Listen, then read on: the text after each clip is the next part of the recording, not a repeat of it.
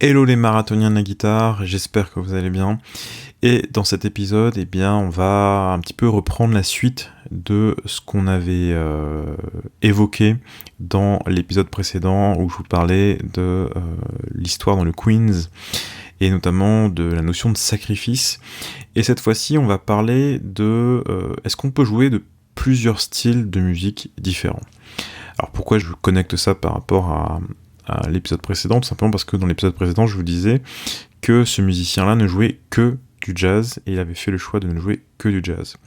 Et je me rappelle, récemment, j'avais envoyé un email, et on m'avait répondu en me disant que la personne qui disait avec des arguments et de façon très sensée, elle me disait que voilà, elle n'était pas d'accord avec moi sur la notion de monostyle, et je voulais un petit peu développer et me poser la question, voilà, est-ce qu'on peut jouer de plusieurs styles de musique différents et qu'est-ce que ça implique?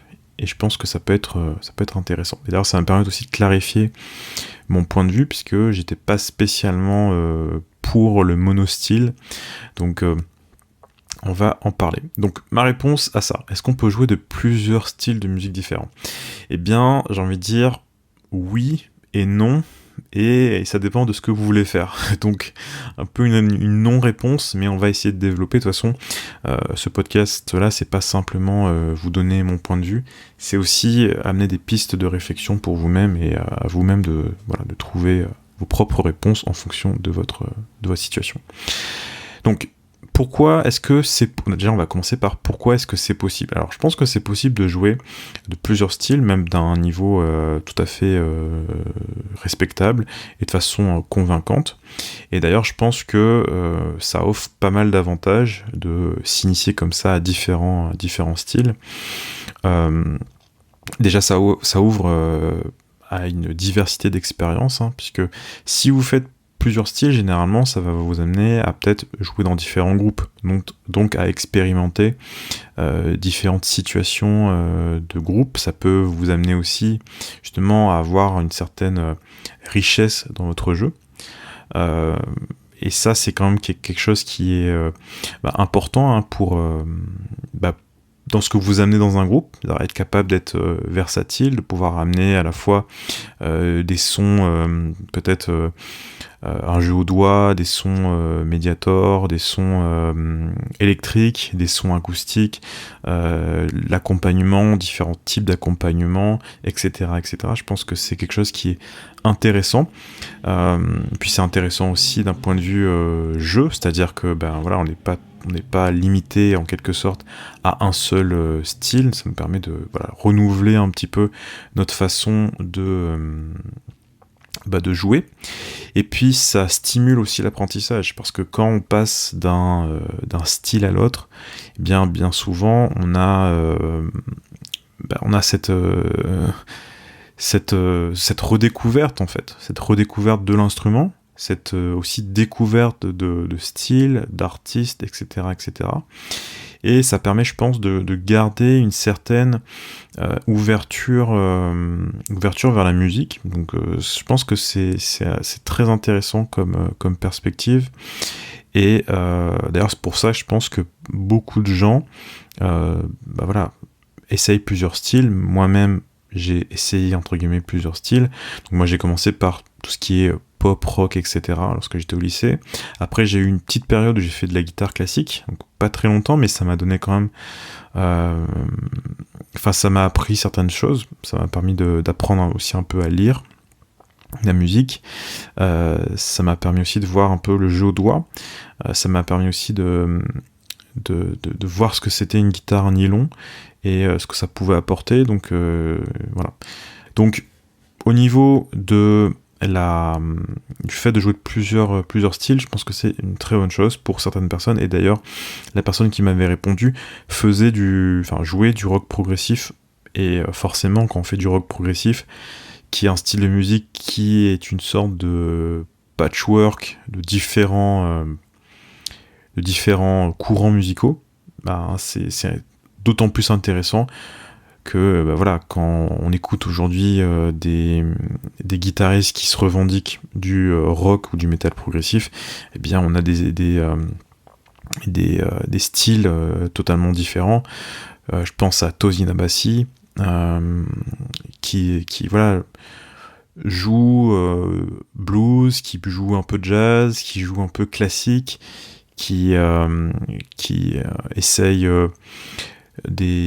voilà, qui regroupe en fait différents genres, et qui, en faisant une sorte de melting pot de tout ça, est arrivé à son propre style. Donc ça fait partie aussi de la création d'un style, ou la création de nouveaux courants, et en cela, eh bien, voilà, je pense que c'est une bonne chose.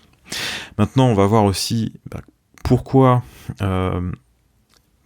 être polystyle, du coup, ça a ses limites, et qu'est-ce qui se passe aussi dans le réel. Est-ce que tout le monde est capable de jouer de plusieurs styles différents?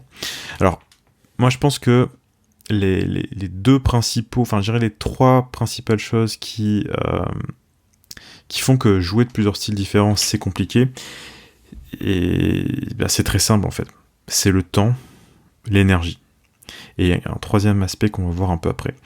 Le temps et l'énergie, tout simplement parce que jouer de différents styles, ça demande beaucoup de temps d'apprentissage, surtout si on cherche à aller le plus loin possible, ou du moins de façon assez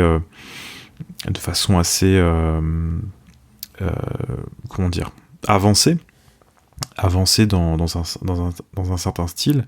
Et la plupart des styles en guitare nécessitent soit une autre guitare, soit un autre type de technique, soit une autre façon de jouer en fait, tout simplement. Et ça demande du temps, et ça demande aussi beaucoup d'énergie, parce qu'il faut aller chercher l'information, il faut pratiquer. Il faut aussi passer du temps à écouter, à comprendre le style, à se renseigner. Donc ça demande vraiment un investissement qui est très important. Et le troisième aspect dont je vous parlais là, c'est l'aspect communautaire. Lorsqu'on pratique un certain style, et lorsqu'on veut justement jouer avec des gens, eh bien il y a le côté humain. Et ça on n'en parle pas suffisamment, mais c'est vrai que si vous êtes dans un groupe de musiciens, et que vous allez passer aussi votre temps libre, on va dire, avec ces personnes-là, c'est un investissement en termes de temps et d'énergie, mais aussi communautaire et humain. Donc c'est des choses qu'il faut pas négliger, parce que notamment si vous voulez jouer dans un groupe, et dans un groupe, vous savez très certainement, peut-être que si vous êtes dans un groupe, vous savez que le côté humain, il est très complexe, où il faut vraiment prendre sur soi, il faut vraiment être en bon terme avec les gens, il faut apprendre à connaître les gens, à voir comment les gens fonctionnent, etc. Et donc, ça demande aussi de l'investissement. Donc, c'est pour ça qu'à haut niveau, quand je parle de haut niveau, je dis pas simplement un haut niveau technique, etc., mais pour les personnes qui font des tournées, etc., qui jouent dans dans le cas du jazz, qui jouent dans des clubs, qui jouent dans des festivals, etc., jouer de différents styles de musique, c'est non seulement très compliqué, mais peut-être assez contre-productif, justement pour des questions de communautaires, ou des questions de gestion de sa vie privée aussi, parce que malgré tout, il y a ça aussi qui rentre en compte. Donc bref, est-ce qu'on peut véritablement jouer à haut niveau de plusieurs styles ? Eh bien, ce qu'on se rend compte dans le réel, c'est-à-dire dans le quotidien, c'est qu'on a quand même très très très très peu d'exemples de personnes qui jouent de différents styles à haut niveau, et qui font des concerts, et qui arrivent à être à l'aise dans différents styles. Il y a quasiment aucun exemple de ce type de personnes-là. Alors, il y a un contre-exemple, il y a un bel contre-exemple, on va dire, c'est l'exemple d'Adam Rogers. Donc Adam Rogers, si vous ne le saviez pas, lorsqu'il avait 14-15 ans, il jouait du Hendrix, mais de façon très... comment dire ça, très convaincante. Il a aussi un background en guitare classique. Il a étudié dans une école, je crois que c'est Mainz, je crois, donc où il y a un cursus de guitare classique. Je crois même qu'il a enregistré un ou plusieurs albums de guitare classique, donc c'est quelque chose qu'il maîtrise. C'est aussi quelqu'un qui, en jazz, je vais pas... enfin, pour ceux qui connaissent, en jazz, il y a pas de doute sur le fait que c'est un des meilleurs guitaristes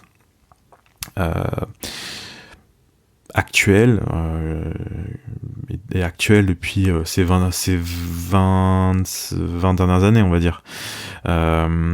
C'est aussi quelqu'un qui est capable de jouer dans un contexte funk et fusion. Donc on va dire que c'est proche du jazz, mais c'est quand même une autre esthétique, etc.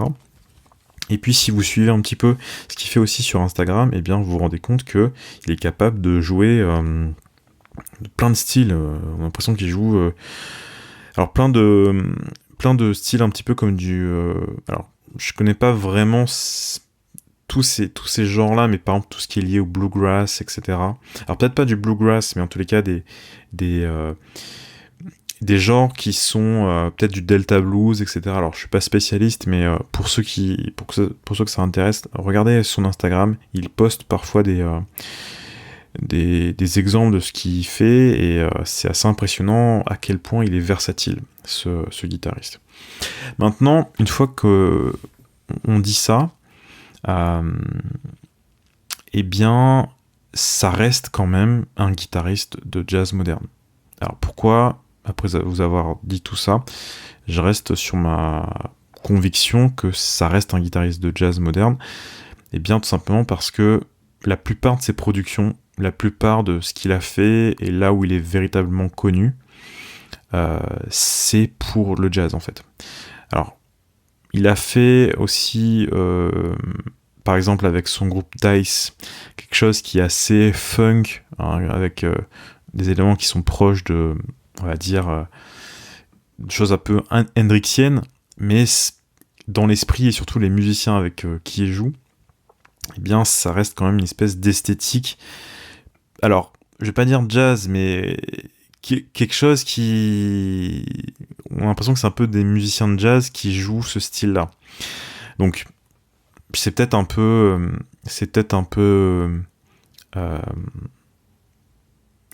aller loin, mais voilà. Je reste quand même convaincu que Adam Rogers, même si ça reste une exception, parce qu'il est capable de jouer de plusieurs styles différents, ça reste un guitariste de jazz, et je dirais que c'est un guitariste de jazz qui peut toucher un petit peu à tout et à d'autres styles. Voilà comment je décrirais Adam Rogers. Ensuite, d'autres guitaristes qui arrivent à jouer à très très haut niveau différents styles de façon vraiment authentique, il y en a quasiment peut-être Guthrie Govan encore. Voilà, c'est pas vraiment, même s'il joue du jazz de façon très...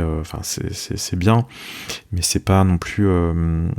c'est pas vraiment ce qu'il fait de mieux, on va dire, même si j'ai pas la prétention à critiquer quoi que ce soit sur Guthrie Govan, mais sinon c'est pas simplement est-ce qu'il est capable ou pas de jouer d'un style, c'est est-ce que là où il est le meilleur, et aussi ce pourquoi il est connu, en fait. Et je pense que Guthrie Govan, il est connu plus pour ce qu'il fait en termes de fusion, rock, etc. Même si c'est un guitariste fantastique, très versatile, etc. Et de toute façon, je critique absolument personne, hein, donc dans les commentaires, calmez-vous. Je suis hyper fan de Adam Rogers. J'aime beaucoup ce qu'il fait avec Dice. Je connais moins Guthrie Govan, mais ce que j'ai pu entendre, c'est un guitariste plus qu'exceptionnel. En plus, ça a l'air quelqu'un de très intéressant. Donc, juste pour préciser. Donc, tout ça, ça m'amène à quoi? Donc, d'ailleurs, là, je suis en train de regarder que le compteur défile en termes de minutes, et j'essaie à chaque fois de faire des épisodes un peu courts, mais voilà, on se laisse emporter par, par ce qu'on dit. Donc on va terminer le podcast de cette façon-là, c'est quels sont vos objectifs ? C'est-à-dire, si vous voulez vous lancer dans plusieurs styles différents, est-ce que vous voulez, grosso modo, être excellent dans un domaine et aller le plus loin possible ? Et pour ça, il va vous falloir du temps, de l'énergie, et puis aussi, si vous voulez aller vraiment à un niveau professionnel ou même semi-professionnel, etc., dans l'aspect communautaire, qui demande à lui-même du temps et de l'énergie, et puis une bonne dose de psychologie. Donc voilà, est-ce que vous voulez vraiment aller sur ce chemin-là, aller le plus loin possible, et aussi, est-ce que le style que vous voulez pratiquer vous comble ? C'est-à-dire, parce que c'est ça aussi, est-ce que le fait de jouer que du jazz ou que de la guitare classique ou autre, ça vous rend le plus heureux et que vous n'avez pas besoin d'aller voir ailleurs, entre guillemets. Donc ça, c'est la première chose. Ou alors, est-ce que vous voulez vous faire plaisir, entre guillemets, dans différents domaines, tout en sachant que par la limitation du temps et de l'énergie, vous n'allez pas forcément pouvoir aller le plus loin possible dans un certain style donné. Donc à vous de répondre selon votre cas. Ce qui est possible aussi de faire, donc là c'est finalement un peu ce que font les Adam Rogers, etc. C'est-à-dire que pendant un certain temps, ils se passionnent vraiment pour un domaine, un sujet, ils vont le plus loin possible sur une thématique, on va dire, un certain style, pour ensuite, peut-être quelques temps après, on va dire, prendre un autre chemin vers un autre style, en fait. C'est-à-dire qu'ils vont vraiment creuser un certain style pendant quelques temps, ça peut être des mois ou des années, et après, passer à un autre style. Donc ça, c'est également possible. Et puis voilà, il n'y a pas de bonne ou de mauvaise réponse, il n'y a pas de meilleur chemin, chacun décide en fonction de ce qui lui plaît.